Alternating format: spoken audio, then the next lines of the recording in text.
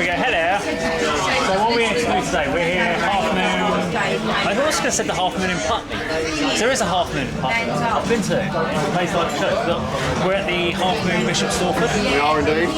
Now, is it actually renamed just the Horn, or is that just a brand, is it? It's Horn at Half Moon. Okay. At Bishop Storm. So this is our first Juicebox live gig at this venue. It is, yes. But not our first Juicebox live gig. So we have Scarlet Envy, Paradigm, Spring Clean, Sentient, and Elysian Vibe.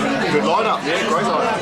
Yeah, so fingers crossed it's going to be good tonight, and we'll let you know how it gets on. But yeah, let's go check out the bands. Okay, so before we go any further, yes, the plan had been that me and Andy were going to check out the gig at the actual venue, do our usual feedback, etc, etc. However, it became a little bit more of a tricky one throughout the evening due to the packed venue, or packed pub as itself, and it kind of made the decision to kind of do it in a different way. So I'm going to show you some of the clips from last night of each of the bands and give you my kind of thoughts about the overall show. But I wanted to talk a little bit about the venue and about the actual setup. I'm going to pros and cons it for you. So if you're thinking about going to the Half Moon in Bishop Stortford, these are the things you need to be thinking about and you should take on board. So this was a Juicebox live promotion. What I can say positive wise was there were plenty of posters at the venue, which was great to promote the gig in advance. There were posters outside, posters in the venue, posters in the pub. There was also online promotion for it as well on the venue. So yeah, thumbs up for me for Juicebox Live again behind the gig. I actually quite liked the height of the stage in the venue, because if you're further at the back you can actually see the bands, but if you're a very tall singer, you're going to get blocked out by the lights because it's so high up that it does block them out. So they were my kind of main positives. Okay, so these are some of my big challenges I kind of came out of that venue just to be aware of. So the Half Moon is definitely a very traditional pub. The venue, you have to go past the toilets to go right to this back to, it's like a big old barn at the back, or shed, very large shed, very sort of brick barn at the back of the building. Which is fine. It happens a lot. There's a lot of pubs and stuff that don't do live music, and that's where they go. But there were a few issues with this. Yes, it had a very small bar in the venue, so you didn't have to keep going back to the main bar. However, they decided to close that little bar halfway through the evening, which meant you had to kind of go all the way back into the main bar. The main bar was packed, so you couldn't actually get to the bar. It's very congested. It's a very congested pub. It's got a very difficult system of trying to get through. If you're like me and you don't like it when it's that many people and you don't go to like these sort of packed out pubs all the time, you're not going to enjoy that environment. It was like a little rabbit warren, lots of little doors and stuff to get to. So it's one of the biggest issues. My other big issue for it from a location venue point of view is, or if you're going to this particular venue, is WC facilities or toilet facilities. The men's 3 tiny urinals close together, always busy, always white people waiting. Ladies, apparently just one toilet in the whole pub. Not just like one toilet with lots of cubicles, like one cubicle in the whole pub. Insane. Need to sort that out. Sound system. I have to be honest, that sound system is not suitable for metal bands. Really struggled to cope. Wasn't too bad if you stood right at the back of the venue, but generally wasn't the best. It's not really designed. I would say that sound system, indie rock band, yeah, not a problem. Anything with heavy distortion, loads of bass, kick drums, like a metal band, it's gonna really struggle. But I also think for the size of the venue is a challenge in that same environment, because if they put a bigger PA system in, it rumble the whole place to pieces. So I understand why the venue's got a sound system of that, but I'm not sure why a metal night's being put on in that particular venue. Big issue was the lineup. Now the lineup on the poster was not the lineup we got on the night. Having spoken to the bands, they were under the impression that the lineup would be the lineup of the poster run, and a week before the actual live date, the lineup was announced, and it was a different lineup, which meant Sentient, who were meant to be second to last on, actually was second on the bill, and this basically just threw out. If you were a punter who'd seen that post and were going, oh, Sentient, I'm going to come see them, they'll be on a bit later, you would have missed it. So that's just a bit of bad decision making there by promoters to switch that round. I don't know if it was a band that requested it or what the reason was, but unfortunately, once those posters are printed, that lineup should have stayed the same, and that would have been better for everyone overall. That was my major pet peeves around this. Price of the entry and all that sort of stuff was all fine. But let's go check out the first band of this evening, and that was Elysian Divide.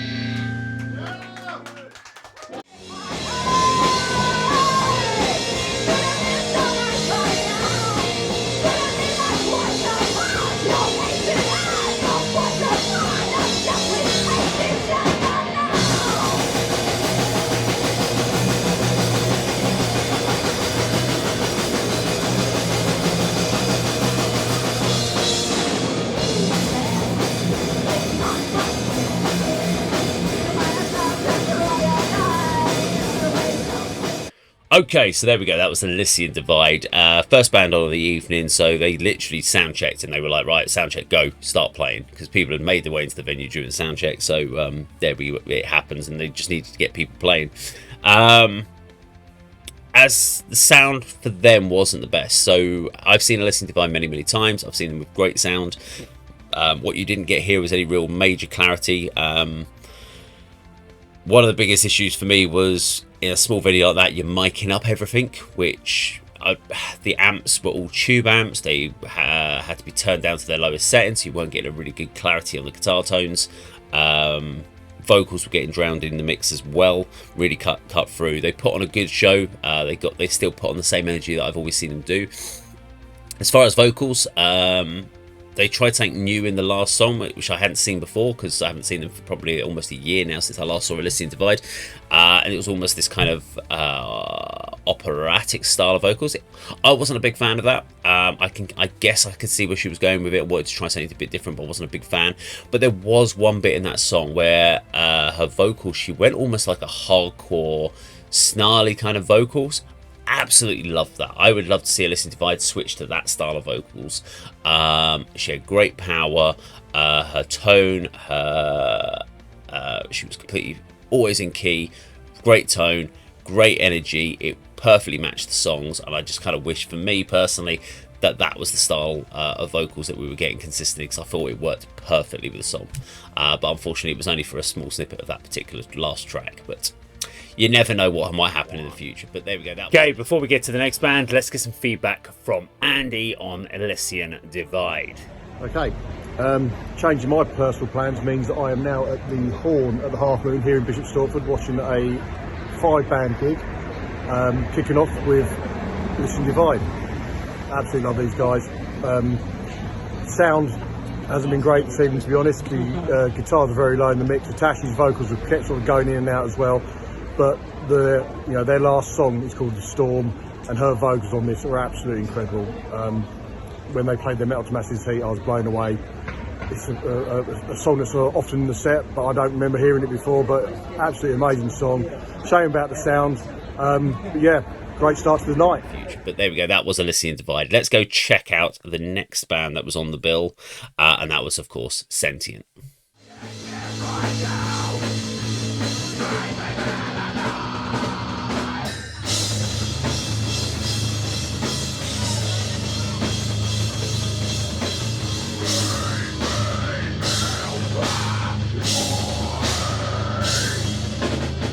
Thank you.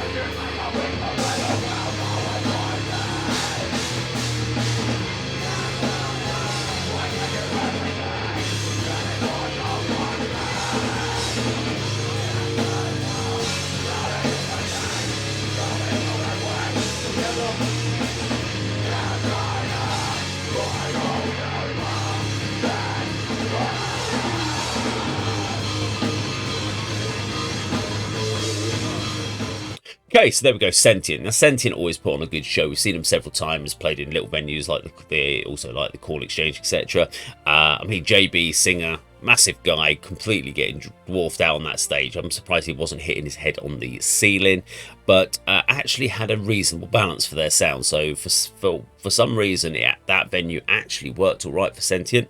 I don't know if it's because he absolutely powers through down that microphone. Maybe he didn't even need a microphone. He could just power it through the whole venue. But yeah, great command of the stage, great performance. Probably my favourite performance of the evening.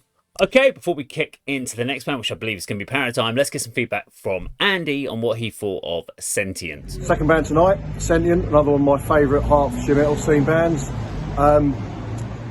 Glad to see the sound was really good for these guys. It was a bit dodgy at the start, but really good throughout the set. Joe is such an amazing vocalist and frontman, really powerful. Yeah, another great set from another good band. Great set, guys. Well done. But let's go check out a new band that I've never seen before, which was Paradigm.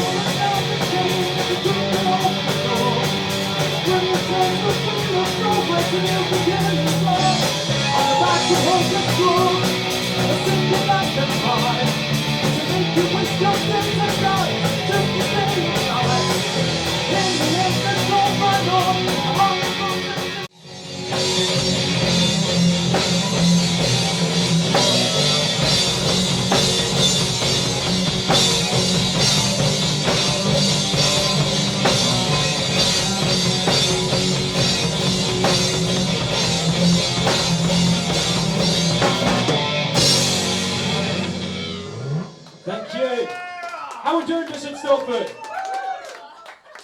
That first.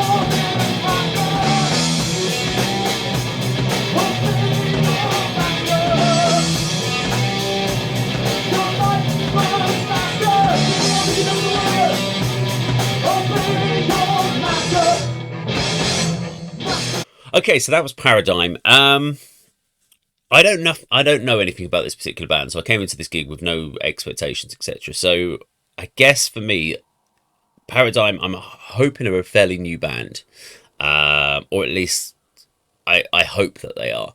Now, there were several reasons why I'm saying that. Now, there's the overall tonality of the band, i.e., the bass guitar tone, the guitar tones. There seems to be some work that needs to be done in the studio just to kind of get that to sound the way it needs to, because guitar sounded way too thin, the bass had way too much mid and high on it without the low end, which means you could hear every single clean hit of that strings. She's playing fingerstyle, and when she's playing it fast, we could hear every time where she struggled or hit a bum note and slapped down. So I almost was like thinking, can you just play with a pick? If you play with a pick, you can get that consistency.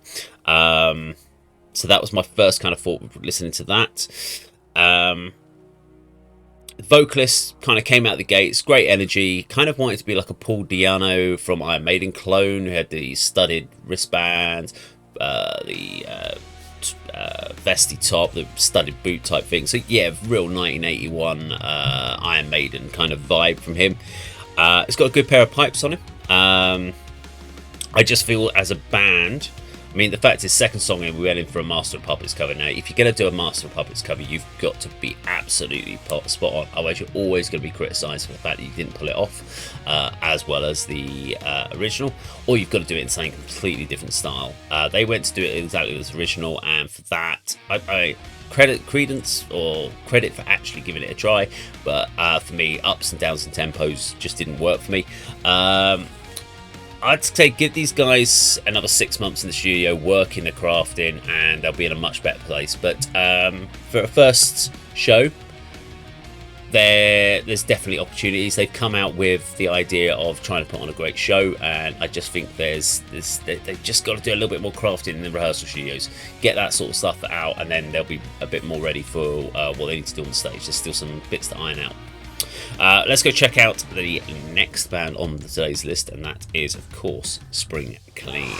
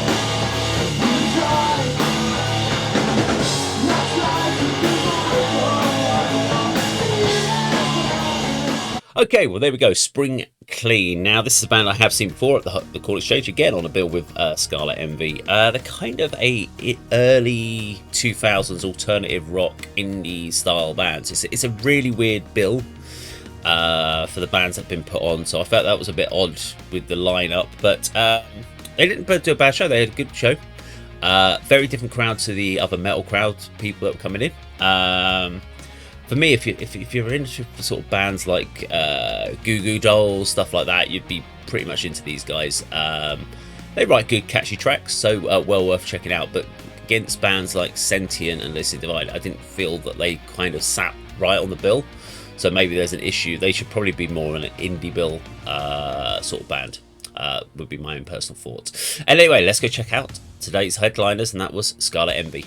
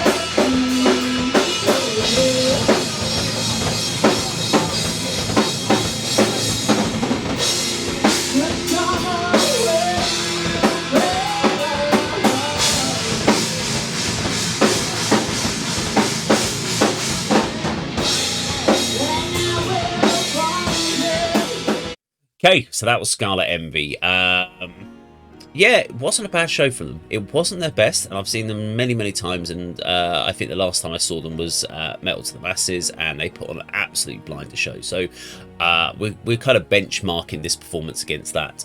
I think everyone went out there to put on a great show. There were some issues with playback on the sampler, and I know from Lee's point of view, he uses in-ears on the drums, so he uses that to kind of make sure he's got clear balance. I don't think he had a clear balance. For the first time I've ever seen Lee on, this is the first time seeing Lee on drums, where I actually felt he reminded me of the adverts for like the Energizer Bunny, because he was like, you can see the energy at some point low, and I think what got into him, he made a mistake early on the drums, and that got in his head. You could see it. He was shaking his head. He got annoyed with himself that he'd made a small mistake. It wasn't a major mistake. He just kind of dropped a beat at some point, made a slight fill mistake. And then, unfortunately, what happens then is you get that as a cascade effect. You make a mistake, and then you keep thinking about it, and then that makes you make another mistake. And none of these mistakes were like band of like breaking or anything where the set had to stop. It was just either a slight fill mistake or slight off tempo, and you could feel that his tempo dropped at one point. And I've almost referred to like Lee as a metronome before, because he is so consistent. And as a drummer myself, I listen out for these things, and I did feel that he sort of dropped in tempo at points and then tried to pick it up as the set went on. I don't know if fatigue got to him or whatever it might be, but yeah, it wasn't Lee's best gig. I think for everyone else, they put in a great effort overall, and I think just Lee just had one of those gigs. It does happen, but apart from that, Scarlet Envy did a great show overall, and the song sounded great. And we even got a little bit of unfortunately I didn't film this, but Andy got involved in some vocals from the channel, so that was always fun to see as well. Okay, before we wrap it up for this evening, let's get some feedback from Andy on his impression of Scarlet Envy.